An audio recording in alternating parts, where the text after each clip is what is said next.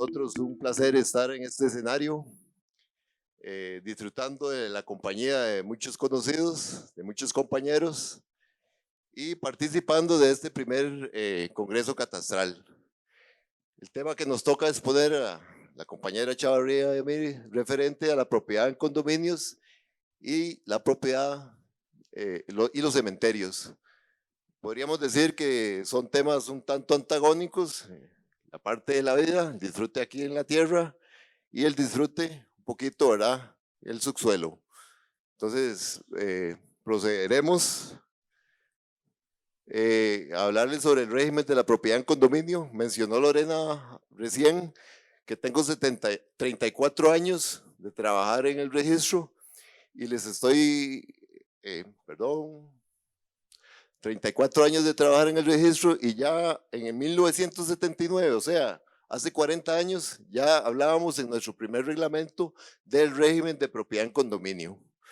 Entonces, ha sido un avance de 40 años en donde empezamos de esta forma, los planitos estos que los tenemos ahorita solo en formato digital, amarillos, un planito actual y hacia lo que vamos.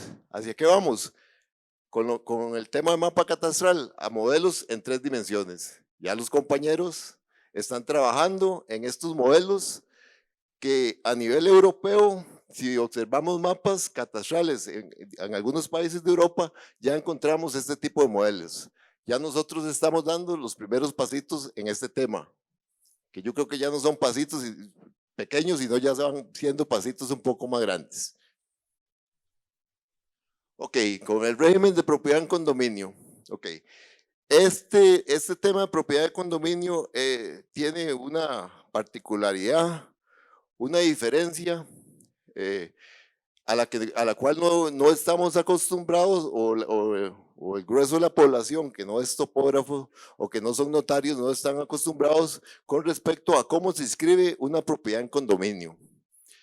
La propiedad en condominio se crea a partir de un testimonio que redacta un notario y cómo lo describe a partir de los planos constructivos.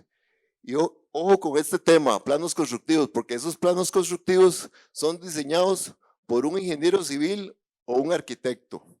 Entonces, con esos planos constructivos, el notario hace su testimonio.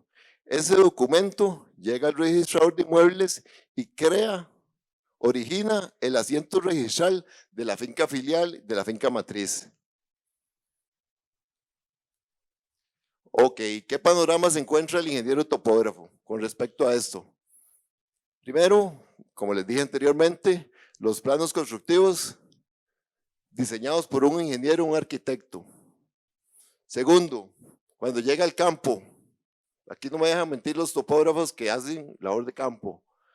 Resulta ser que lo que se encuentran en el campo no tiene relación con lo que indicaron los planos constructivos. ¿Por qué? Podría yo suponer, bueno, el trazado de las construcciones. ¿Quién hace ese trazado de las construcciones? Un maestro de obras. En el mejor de los casos, un ingeniero en la construcción que tiene conocimientos mínimos de topografía. ¿Cierto o no es cierto? ¿Los topógrafos estoy mintiendo? Ok, un problema que se encuentra en el terreno. Entonces, las precisiones, obviamente, no van a ser las que nosotros, los ingenieros topógrafos, con las cuales trabajamos. Y en el peor de los casos encuentran afectación a áreas comunes. ¿Por qué esto? Remodelaciones, ampliaciones, etcétera, etcétera. Ok, entonces el reglamento de la ley de catastro, artículo 75, y el reglamento de la ley reguladora de la propiedad en condominio, artículo 13, prevén estos casos, estas situaciones que ustedes encuentran en el terreno. Entonces, ¿qué podemos hacer en una finca filial? ¿La podemos reunir con otra finca filial? Correcto, la podemos hacer. ¿Podemos agregar una finca filial? Correcto, la normativa nos lo permite. ¿Podemos rectificar el área de una finca filial? Correcto, la normativa nos lo permite. Pero, ojo, hay una salvedad, que el artículo 77 de la ley reguladora de la propiedad en condominio nos pone aquí un muro, una limitante, siempre y cuando no afectemos las áreas comunes. ¿Por qué? Porque aquí se viene otro enredo tremendo cuando hay una afectación a las áreas comunes. ¿Cuál es? Que necesitamos reunir los condóminos para que haya una aprobación por unanimidad.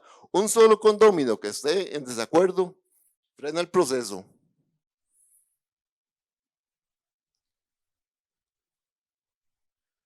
Elementos a considerar a la hora de presentar un plano de agrimensura en condominio.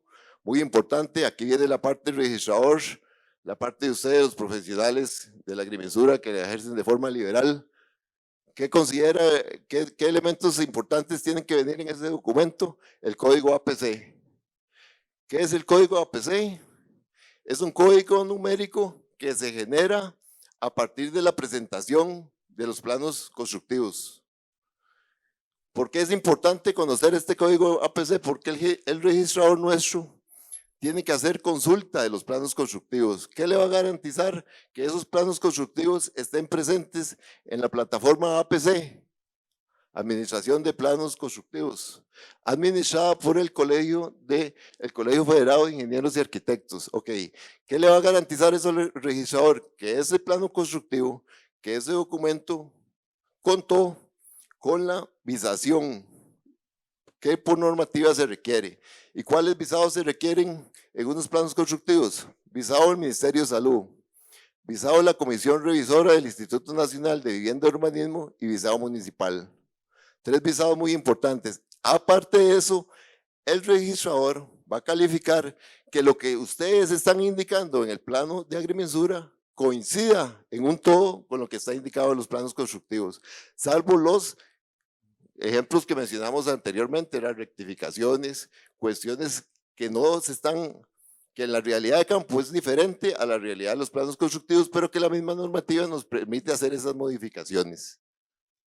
Los accesos, una característica bastante particular también de los condominios, debemos considerar que los accesos dentro de un condominio no son públicos.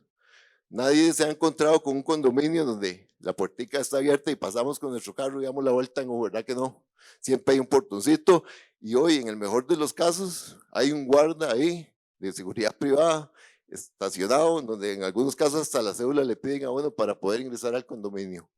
Entonces, estos accesos son propiedad de los condóminos, de todos los propietarios de cada una de las fincas filiales.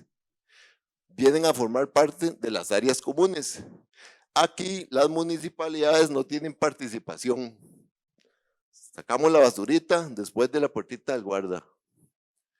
Las citas también tienen una característica diferente a lo que vemos en los planos de agrimensura normales, comunes, de fincas, de las clásicas.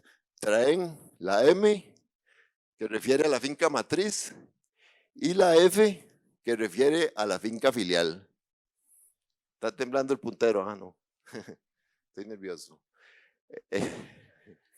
La finca matriz, el área de la finca matriz debe ser indicada y el área de la finca filial. Plano catastrado de la finca madre, donde se asienta, ¿verdad? La finca matriz, el plano que dio origen en algún momento a la finca normal, la finca sin la M, ya luego la formamos en propiedad, la pasamos al régimen de propiedad horizontal. Ese es el plano que tiene que venir aquí indicado en el plano de agrimensura.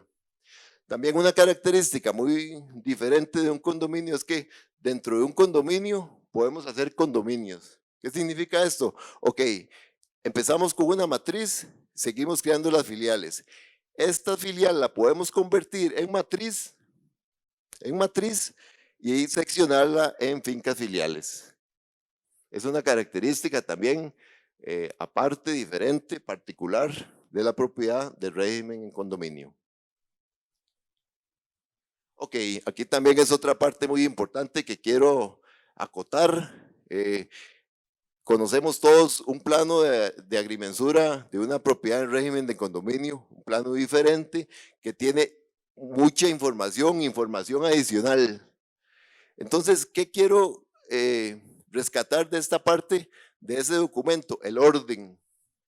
Muy importante, las notas ordenadas.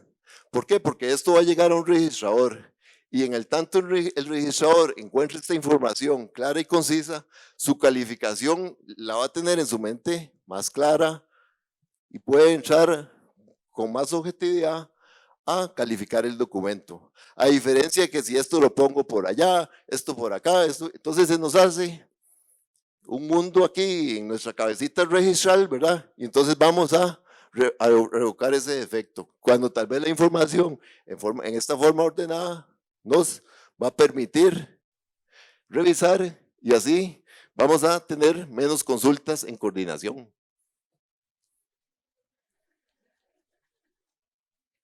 Otro tema importante, ¿verdad? Los amarres. Ok, les estoy hablando del presente, así es como se tiene que amarrar una propiedad filial en el régimen de propiedad en condominio. Sencillo, las personas que redactaron este último reglamento definitivamente fueron topógrafos, no se complicaron, como dijeron, echaron el rótulo para adentro, ¿verdad? Porque no se complicaron, yo no sé por qué. En algunas ocasiones es el topógrafo el que pone información más de la cuenta que cuando llega y la tiene el registrador aquí al frente, otra vez el mundito registral en un caos. Porque pusieron más o menos información y lo que más pusieron o lo que menos pusieron no era lo correcto. Entonces, en la finca filial, dos amarres de la finca filial ubicados frente a las áreas comunes en el mismo nivel. O sea, no me están diciendo en otro nivel. Si estoy en el tercer nivel, no me están diciendo, hágame el amarre en el nivel 1. No, porque entonces ya no sería un amarre horizontal, sería un amarre inclinado. Y ojo, que aquí no estamos pidiendo cortes, ¿verdad? Que es un tema también para debatir a futuro. ¿Necesitamos o no los cortes en un plano de agrimensura sometido al régimen de propiedad en condominio? Tema para futuros debates y para futuras generaciones. Creo que ya yo no voy a entrar en esas discusiones. Ok, aquí seguimos. Entonces, tenemos claro esto. En el mismo nivel o dentro de ellas, la finca filial. Ahora bien, el edificio principal donde se asienta esa finca filial sí tiene que ir amarrado a dos puntos también, pero de la finca madre. De la finca madre. Azimut distancia. Y estos puntos amarrados ahora sí a un punto permanente, sea una esquina, sea un lindero de un edificio público, o sea, como lo establece la normativa de nuestro reglamento de la ley de catastro. Sencillo, fácil, sin complicaciones. Observamos en documentos cuadros de amarres por aquí, cuadros de amarres por allá, que más bien lo que vienen es alborotar el panal, ¿verdad? Ok, aquí quiero hacer un paréntesis y enseñarles esto. Estamos en el siglo XXI, ya tenemos que ir obviando el clavito de acero empotrado en la esquina derecha de la acera, no sé qué. Cierto que no nos hemos encontrado con esos clavos, un clavo, amarre a un clavo de acero tal y tal, no. Estamos en el siglo XXI. El país ha hecho un gasto enorme en lo que es tema de georreferenciación, en lo que es tener un sistema de coordenadas único. Entonces ya no es posible que nosotros, profesionales en la topografía, amonemos con un clavo de acero. Es importante que en proyectos como condominios, diseños de sitio, cementerios, que ahora la compañera va a explicar, hagamos una red pequeñita, amojonada, con mojones realmente concreto, placas, etcétera, georreferenciados. O sea, ya estamos en la época de la georreferenciación. Les repito, el país ha hecho un gasto enorme en este tema para lograr tener esto que es tecnología de países desarrollados. Entonces, vuelvo a lo mismo, cuando estemos frente a estos proyectos ya intentemos en la medida de todas las necesidades propias del proyecto dejar puntos georreferenciados que no solo van a servir para ustedes, sino también para otros profesionales que ocupen hacer trabajos alrededor de donde está ese proyecto. Cierro paréntesis. La otra cuestión que tenemos también dentro del régimen de propiedad en condominios, el condominio de lotes, que viene a ser algo bastante similar a lo que conocemos en los diseños de sitio, en las urbanizaciones. Nada más, vuelvo a hacer la diferencia entre lo que es una urbanización y un condominio de lotes. Esta calle en una urbanización es una calle pública, administrada por la municipalidad del lugar. En un condominio no. Aquí va a haber un portoncito y esta calle va a ser de uso común. No es una calle pública. Los amarres en este tipo de documentos, igual, 2 amarres referenciados a la finca matriz o el plano de la finca madre, y de aquí el amarre a un punto fijo o un punto permanente. Ya voy finalizando y aquí les menciono 3 casos que han sido presentados a través de un recurso de oposición, en los cuales, en los 3 casos, el caso de calificación 127-2019, esta otra calificación y esta otra calificación, son situaciones en las cuales la normativa no previó que se fueran a dar estos casos. Por ejemplo, rectificación de área, un caso que se las trae porque podemos o no rectificar un área en condominio. Entonces, por un lado, nos vamos a encontrar con el artículo 22 de la ley de catastro, en donde permite rectificar el área hasta el famoso 10%, y la otra cuestión con el tema de la ley de informaciones posesorias, y por otro lado, nos vamos a encontrar el artículo 75 del reglamento de la ley de catastro referente a condominios, en donde nos permite rectificar el área y no nos habla de porcentajes. Entonces aquí hay un término que me gusta mucho y lo tengo bien pegado en la memoria, que se llama antinomia. Esa es una palabra que usan mucho los notarios y que no viene a ser otra cosa que nos encontramos ante un conflicto de normas, un conflicto de artículos. Entonces, ¿qué prevalece aquí? La particularidad. O sea, ¿a quién vamos a favorecer? Al caso particular. En este caso, el defecto fue revocado. Se rectificó el área, y aquí hay un tema también de mucho peso, porque ¿qué vamos a hacer ya con el plano inscrito? ¿O cuál fue? Porque aparte que se escribe el plano, se rectificó el área, superó el 10%, pero ¿qué va a pasar con el plano inscrito? Ok, este plano llega al asiento registral de la finca filial, no se modifica el área, pero los entes privados, los bancos, el sistema bancario nacional, va a tomar el área que está en ese plano como referencia para hipotecar o para ejecutar cualquier préstamo. El caso se las trae, es un caso bastante interesante, por eso aquí están los números de calificación. Este es un caso que podríamos tomar media hora para exponerlo aquí. Las calificaciones están todos, la mayoría saben dónde estoy yo, de 8 a 3 de la tarde, menos de 12 a 1 no, porque estoy almorzando. Pues. Entonces nos pueden buscar a Ingrid también y les damos estas, porque generalmente, y también es otra mala costumbre que tenemos, cuando estamos frente a una calificación o a un caso de oposición, buscamos rápido el por tanto y hasta ahí llegamos. Y si ustedes vieran la materia que hay en los considerandos, que es redactada por nuestros compañeros asesores jurídicos, bueno, ahí hay materia catastral que es un gusto, porque no solo nuestros asesores jurídicos, también hoy hay un departamento técnico que participa junto a los asesores jurídicos y hacen estas redacciones que definitivamente tiene que ser material de lectura para todos nosotros los topógrafos. La calificación el siguiente, la segunda, habla también de si es posible o no catastrar la finca matriz.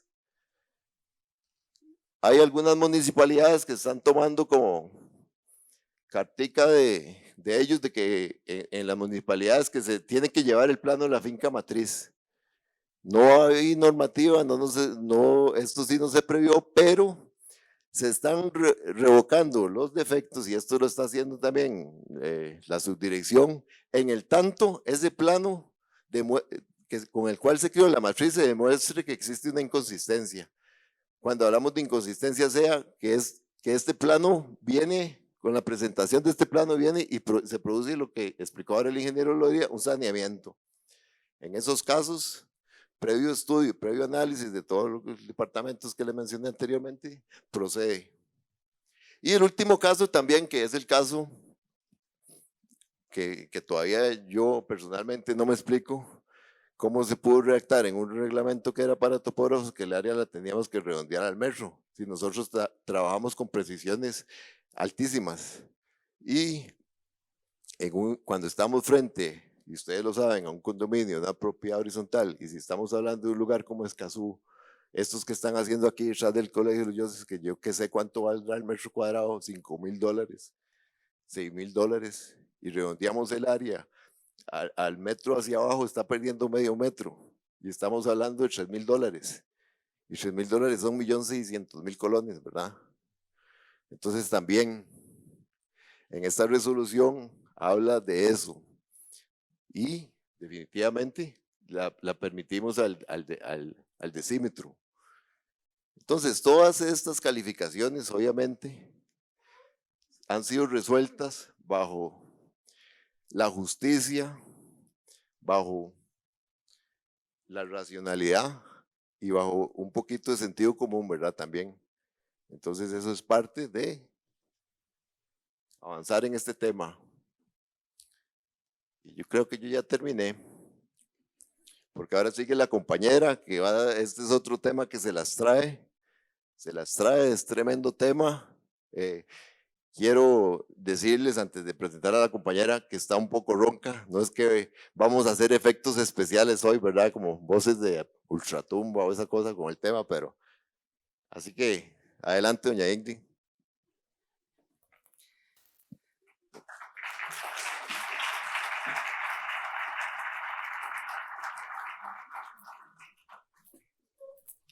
Muchas gracias, buenas noches. La verdad es que es un placer poder exponerles un poco sobre un tema que se ha introducido fuertemente en el mercado inmobiliario, como es el tema de cementerios. Quizás pues a algunos o muy pocos les gusta hablar sobre el lugar donde vamos a descansar físicamente después de la muerte y es algo pues que no nos gusta mucho, ¿verdad? Sin embargo, tenemos que tomar en cuenta de que los cementerios constituyen una de las necesidades básicas de cada sociedad y como tal necesitan un funcionamiento. Ese funcionamiento tiene que estar regulado y actualizado acorde a las necesidades básicas de cada población. Recordemos que evolucionamos constantemente y el hecho de que los cementerios van evolucionando también, van requiriendo de una normativa. La normativa a nivel catastral que se aplica tiene sus raíces en el Reglamento General de Cementerios que rige en Costa Rica. El criterio de calificación 03 del 84 nos va a definir qué es, o sea, nos va a hablar de qué es un jardín y su finalidad. Está la directriz 01 del 2018, que es la que el compañero recién habló sobre el redondeo del área. Y la más importante quizá o la que nos ayuda a saber cuáles son los requisitos que debe tener los diferentes documentos relacionados con los cementerios, están en la guía de calificación. La guía de calificación está reuniendo, recopila dos resoluciones importantísimas, una del año 2010 y la otra del año 2014. Tal y como lo dijo el compañero, pues están a disposición de ustedes también para que puedan conocer un poco más, ahondar más en el tema. Sin embargo, estas resoluciones nos hablan de los requisitos que, como les dije, vienen sustentados en el Reglamento General de Cementerios. Es importante tener claros los conceptos, saber que un diseño es diferente de un jardín y que es diferente de un nicho. ¿Qué es un diseño? El diseño es una obra civil que nos va a reflejar la distribución tanto de los bloques, los jardines. Acá traigo un ejemplo de cómo, de un diseño catastrado. ¿Qué es lo que debe contener? Lo mismo que contiene la mayoría de los planos. La ubicación geográfica, la situación geográfica.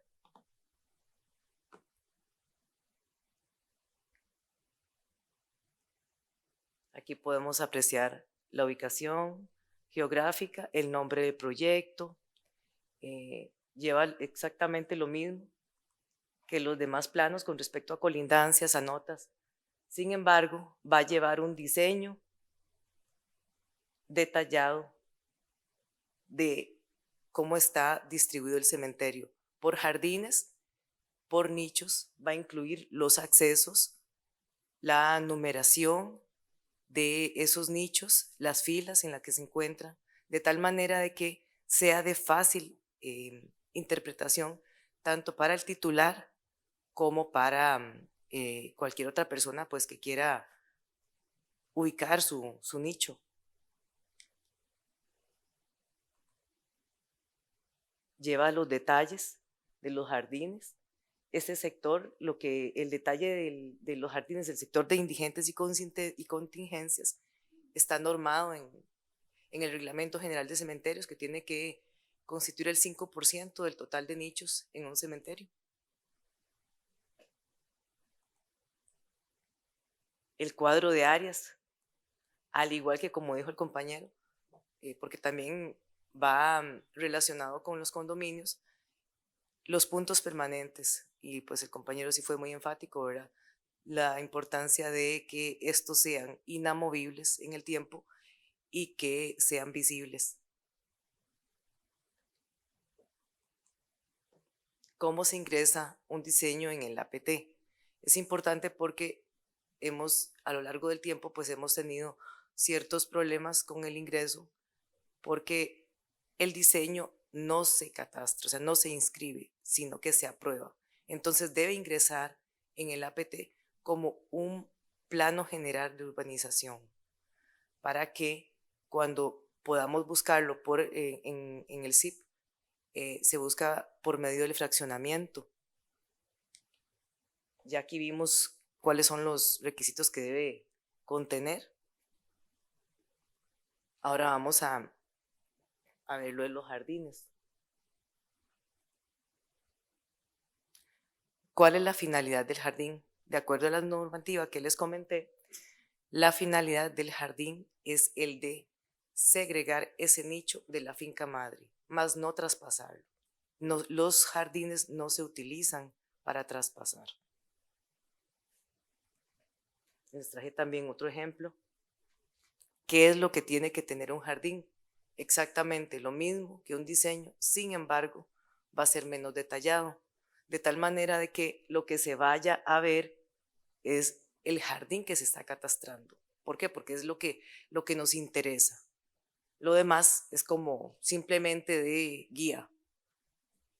Acá vamos a ver que este es el jardín que se está catastrando y debe contener también, al igual que el diseño, los números de los nichos, la numeración de cada uno con sus respectivas filas, para que sea de fácil ubicación. De igual manera,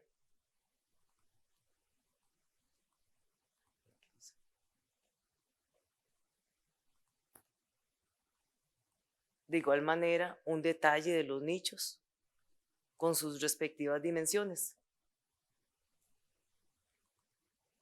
y contemplando también el cuadro de áreas.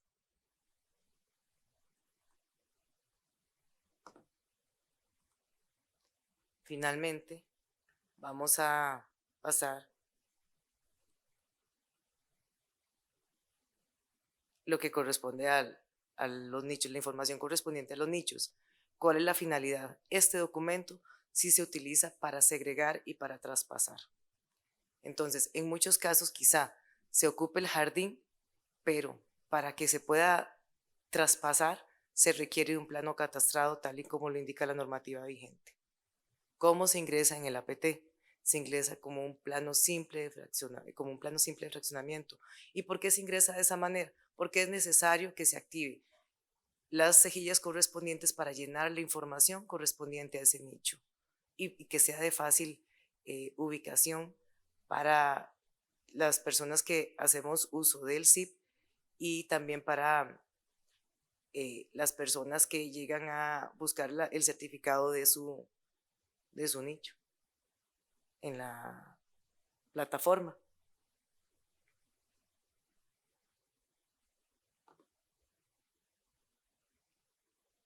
Es que el mouse está perdido.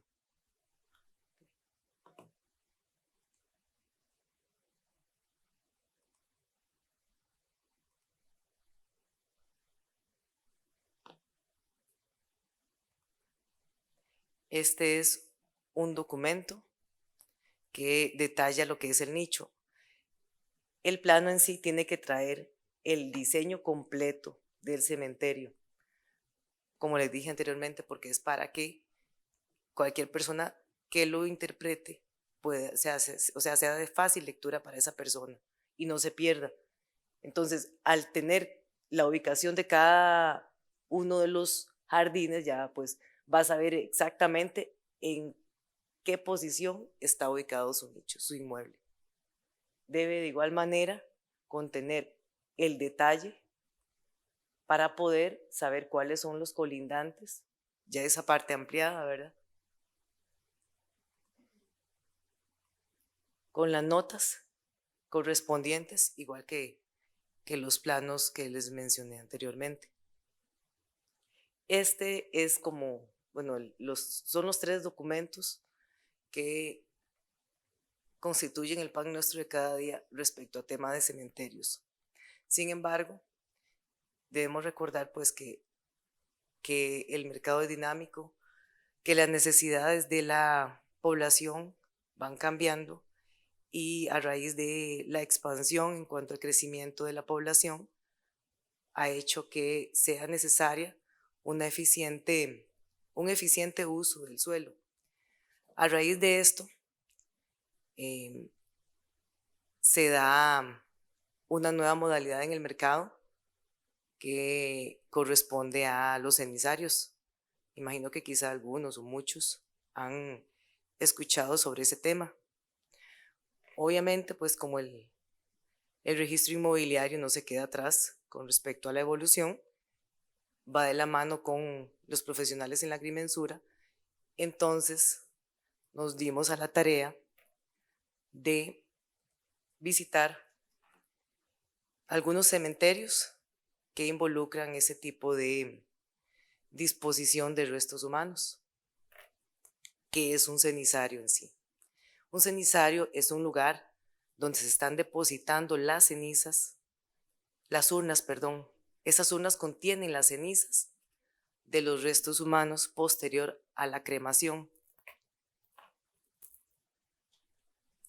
Esto es lo que se llama urna. Un cenizario, de acuerdo a las dimensiones aproximadas, están diseñados para que tengan 2 urnas en cada cenizario. Las medidas son de aproximadamente 38 centímetros de alto por 53 y por 28 de profundidad. En el campo, pues cuando fuimos a hacer visita, nos dimos cuenta de que existen varios tipos de cenizarios. Los hay de diferentes formas, están en forma circular, que es donde están agrupando varios cenizarios y en el centro pues le ponen a nivel estético, ¿verdad?, una plantita, un árbol, de tal manera de que sea de fácil identificación para los titulares. Importante ver si, vamos a ver, acá estos puntitos que se ven son los pines que están separando cada uno de los cenizarios. Nos mencionaban que en ocasiones existen pues familias, ¿verdad?, que quieren estar todos juntitos después del descanso físico, ¿verdad?, mantenerse siempre unidos y compran todo un grupito, ¿verdad? Los hay también en forma rectangular. Estos son como de 4 por 2, ¿verdad? Y aquí se ven claramente identificados. Esta parte de acá, esto otra de acá, constituye un cenizario. Y acá está ya lo que ellos llaman donas o son las placas para identificar a las personas pues que están ahí, bueno, los restos que están ahí. Y también está el concepto llamado árbol de vida. Tiene forma cuadrada y lo que involucra este concepto es que las cenizas se mezclan con tierra y se introducen en una estructura biodegradable. Esa estructura, con el tiempo, bueno, a esa estructura se le siembra una plantita, un árbol en realidad. Y esa estructura va a desaparecer con el tiempo, muy amigable con el medio ambiente, y lo que va a perdurar ahí pues es el árbol. Entonces, hemos visto pues que este tema quizá en algún tiempo era una idea descabellada y sin embargo va evolucionando, así como ha evolucionado la topografía en cuanto a su equipo y a su metodología de levantamiento. Todos los temas evolucionan. De esta manera, pues, finaliza nuestra exposición de esta noche, no sin antes instarlos.